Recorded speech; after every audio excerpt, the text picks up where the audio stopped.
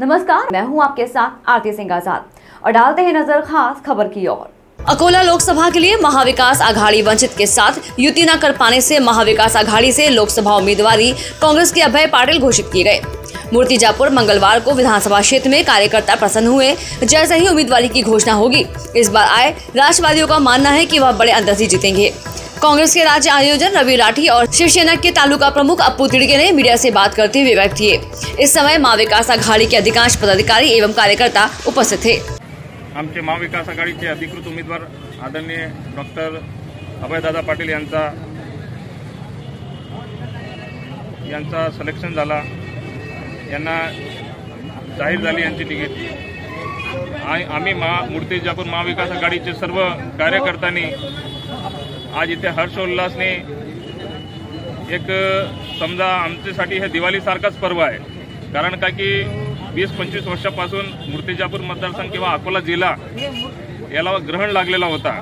आतापर्यंत इथे कुठेच विकास दिसला नाही, तर आज विकासाची गंगा वाहणार आणि आमचे अधिकृत उमेदवार अभयदादा पाटील जे एज्युकेटेड आहे, धार्मिक आहे, सामाजिक आहे, सर्व बाबतीत एक नंबरवर आहे असा आमचा उमेदवार 100% निवडून येणार आणि सर्व लोकांनी त्यांना निवडून द्यायची इच्छाशक्ती जागृत केलेली आहे आणि 100% निवडून येणार अशी आमची गवाही आहे, शाश्वती आहे आणि आव्हान आहे। छत्रपती शिवाजी महाराज हमारा तो भाग्य हम तुम्हारे साथ हैं, हमारा तो भाग्य हम तुम्हारे साथ हैं।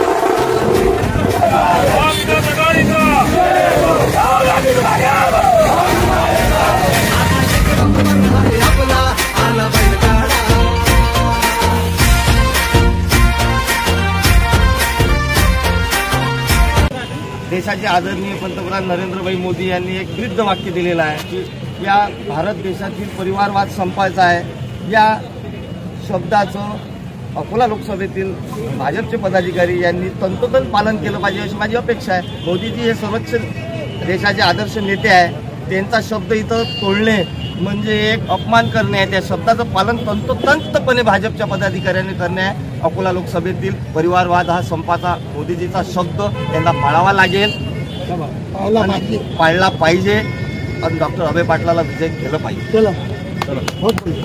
फिलहाल इतना ही। खबरों का सिलसिला लगातार जारी है। नमस्कार।